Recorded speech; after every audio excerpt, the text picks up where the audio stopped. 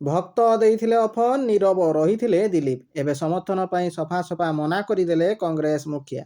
ରାଜ୍ୟସଭାର ଚତୁର୍ଥ ଆସନ ହାତେଇବା ପାଇଁ ଚାଲିଛି ରଣନୀତି। ଉଭୟ ଦତ୍ତେଶ୍ୱର ଦିଲ୍ଲୀପ ଦିଲ୍ଲୀ ଯିବାକୁ ପାଗ ଭିଡ଼ିଛନ୍ତି।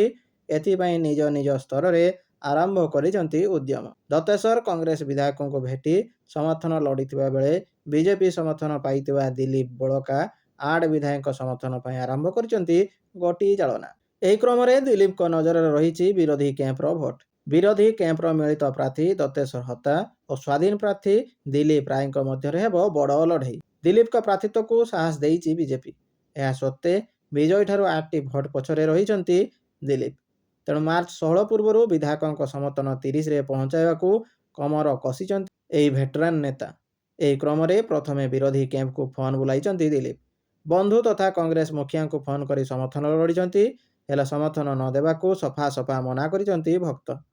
ପୁରୁଣା ଅଫର କଥା ମନେ ପକାଇ ଦେଇ ଭକ୍ତ କହିଛନ୍ତି, ଶେଷ ମୁହୂର୍ତ୍ତରେ ସହଯୋଗ ମାଗିଲେ କିଛି କରିପାରିବିନି। ବିଚାରଗତ ଲଢ଼େଇରେ ସମ୍ପର୍କର ସ୍ଥାନ ନାହିଁ। ହୋଲି ଅବସରରେ ରାଜନୀତିକ ବନ୍ଧୁ ବିଜୟ ମହାପାତ୍ରଙ୍କ ଘରେ ପହଞ୍ଚିଥିଲେ ଦିଲ୍ଲୀପ। ଏକା ସାଙ୍ଗରେ ବିଜୟ ଓ ପୁଅ ଅରବିନ୍ଦଙ୍କ ସହ ହୋଲି ଖେଳିଛନ୍ତି ଦିଲ୍ଲୀପ। ଏହି ଭେଟଘାଟକୁ ରାଜନୀତିର ରଙ୍ଗ ନ ଦେବାକୁ ଅରବିନ୍ଦ କହିଛନ୍ତି। ହେଲେ ବିଜେଡିରୁ ନିଲମ୍ବନ ହୋଇଥିବାରୁ ଅରବିନ୍ଦଙ୍କ ଭୋଟ ବାପାଙ୍କ ବନ୍ଧୁଙ୍କ ଆଡ଼କୁ ଢଳିପାରେ। ଅନ୍ୟପଟେ ବିରୋଧୀ କ୍ୟାମ୍ପରେ ବଳକା ଭୋଟ 33 ରହିଛି। ଦତ୍ତେଶ୍ୱରଙ୍କ ବିଜୟ ପାଇଁ ଏହା ଯଥେଷ୍ଟ।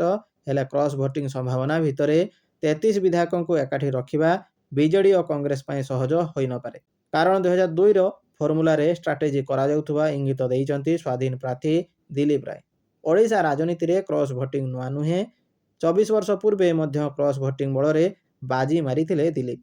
ତେଣୁ ଏଥର ଫଳାଫଳ କ'ଣ ହେବ ତାକୁ ଅପେକ୍ଷା। ଧନ୍ୟବାଦ।